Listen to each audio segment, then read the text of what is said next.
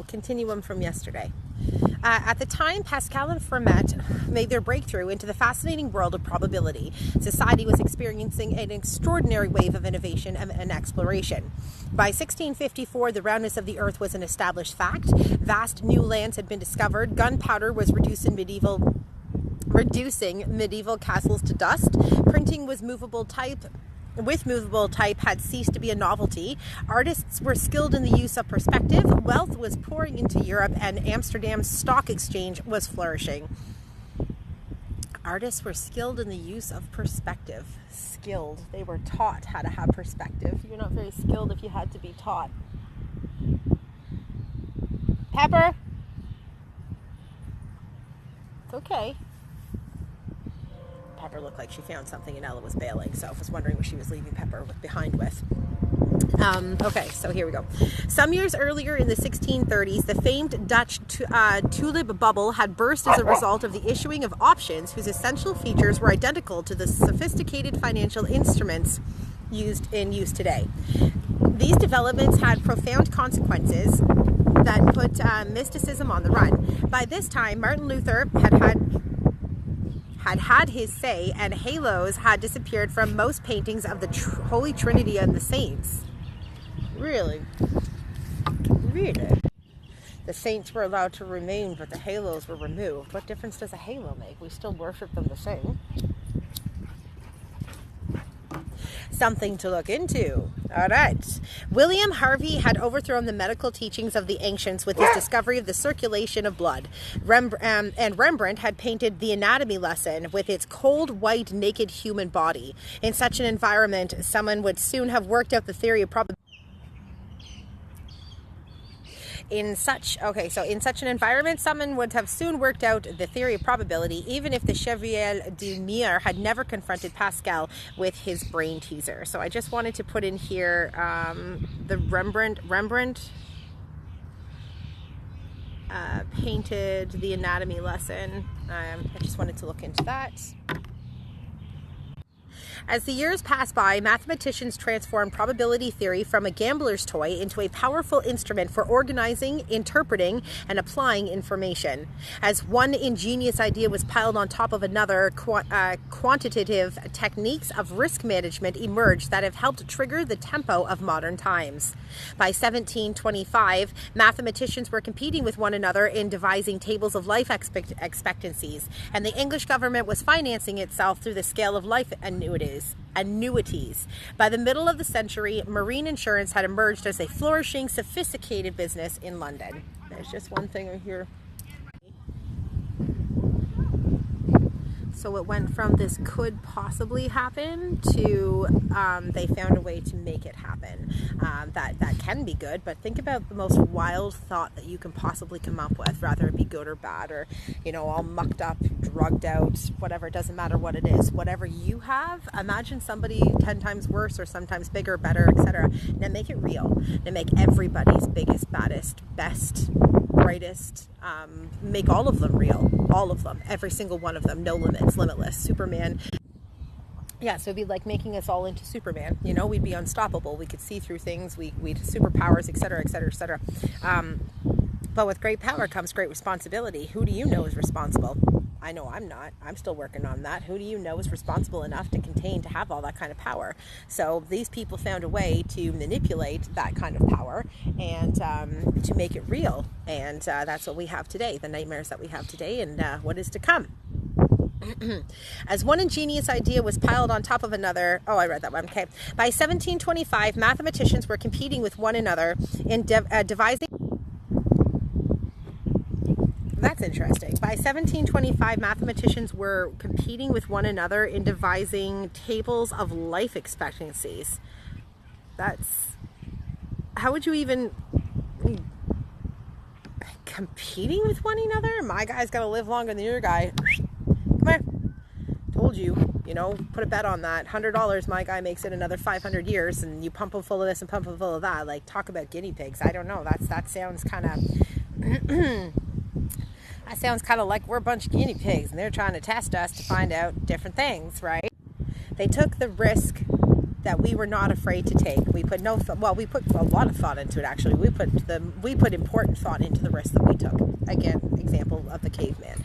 You had to put a lot of thought into everything. You couldn't just go out there and just be stupid for the sake of being stupid. Look at our men and women today. You ask the guys specifically, no offense to any men, why do you do that? Why do you do the dumb shit that you do? And they always say, just because. Well, back in the day, they couldn't do just because things. It would have affected all of them. Their whole community would have passed away. So today, it's all based on numbers and so back then we had what was known as absolute freedom, and now today we can't make a decision for ourselves without checking our 8 balls or rubbing our crystals or turning to the book of the Bible or something else. It doesn't matter. We're turning to something. We're completely reliant on something. It doesn't matter how big or how small. Search yourself. No matter how atheist or how I got me. We all have a little bit of something. I say that I believe in nothing. I believe in nothing, and I believe in everything all in one sense. That is what it needs to be, because everything that can be thought can be made into reality. And yes, you are just as powerful as.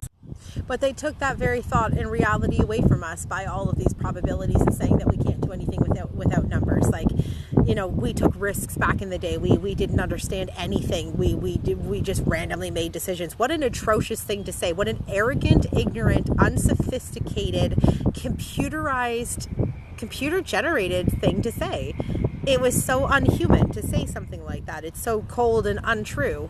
We had more intelligence back then than we do today. Wow. This blows my mind. By the middle of the century, in 1703, Gottfried von Leibniz commented to the Swiss scientist and mathematician Jacob Bernoulli that nature has established patterns originating in the return of events, but only for the most part, thereby prompting Bernoulli to invent the law of large numbers and methods of statistical sampling that drive modern activities as varied as opinion polling, wine tasting, stock picking, and the testing of new drugs. So let's go back to that. Nature has established patterns originating in the return of events.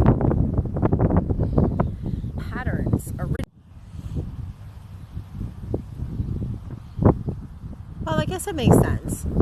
Your seasons are a return of an event.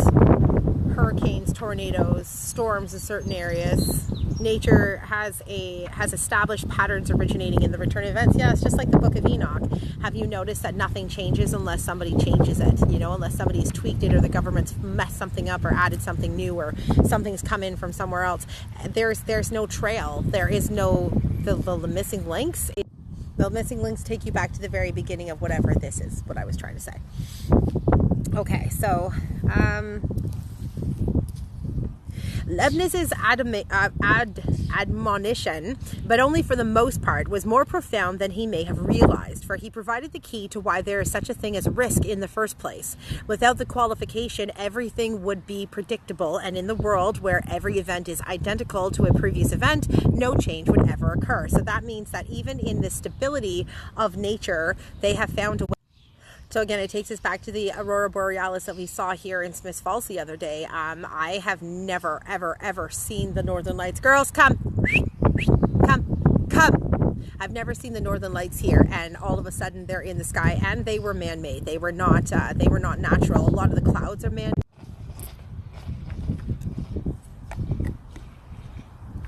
Yeah, so a lot of the storms that we have, everything is a lot more man-made than it used to be. So we've learned how to bend nature. We've learned how to manipulate nature. We've learned how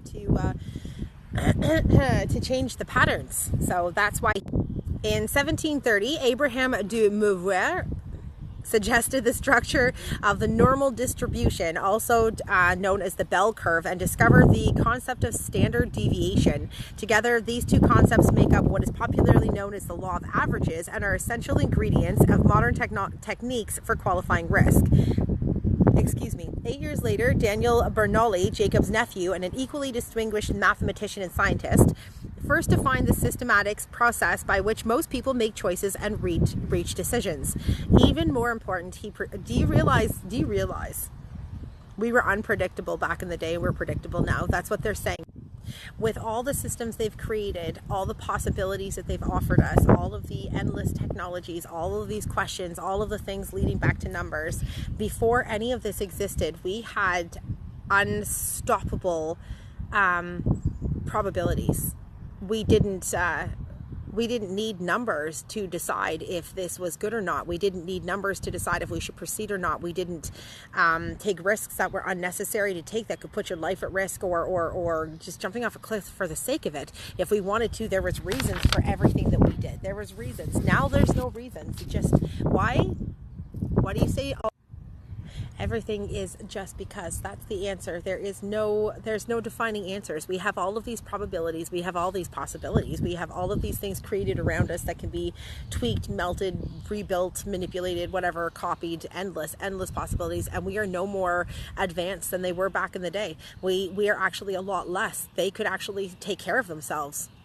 We can't. We honestly think that we couldn't survive without the government, without the grocery store, without the endless prices that we pay for prepackaged shit with preservatives in it because, God forbid you buy just what you need, They knew how to do all of that. We don't know how to do anything. Not a damn thing. So their probabilities didn't really benefit us at all. It actually there are too many probabilities, and people are starting to realize that they don't really actually need, nor do they want that many choices.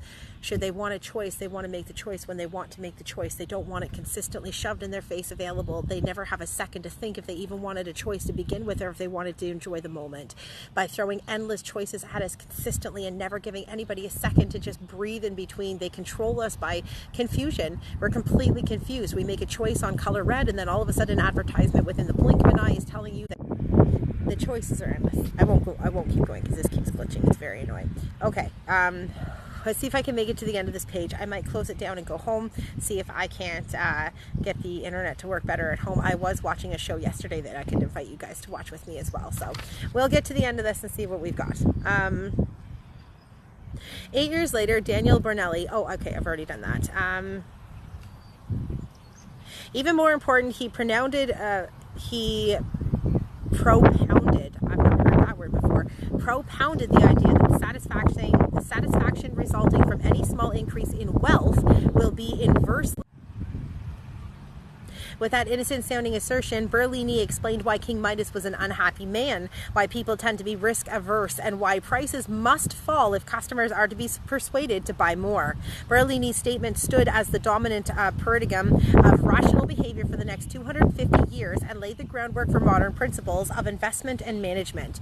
Almost exactly 100 years after the Almost 100 years after the collaboration between Pascal and Fermat, a dissident English minister named Thomas Bayes made a striking advantage in statistics by demonstrating how to make better informed decisions by mathematically blending new information into old information.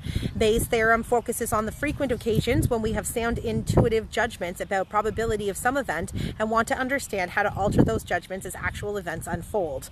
All the tools we use today in risk management, all the tools we use in risk management and in the analysis of decisions and choice from the to challenges of chaos theory stem to the developments that took place between 1654 and 1760, with only two exceptions. In 1875, Francis Galton, an amateur mathematician who was Charles Darwin's first cousin, discovered regression to the mean, which explains why pride goeth before a fall and why clouds tend to have silver linings. Whenever we make any decision based on the expectation that matters will return to normal, we are employing the notion of regression to the mean.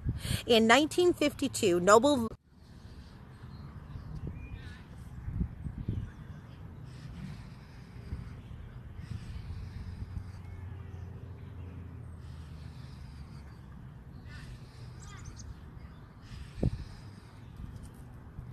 In 1952, Nobel laureate Harry Markowitz, then a young graduate student studying operations research at the University of Chicago, demonstrated mathematically why putting all your eggs in one basket is an unacceptably risky strategy, and why we're going to try this again. Demonstrated mathematically why putting all your eggs in one basket is an unacceptably risky strategy, and why diversification is the nearest an investor or business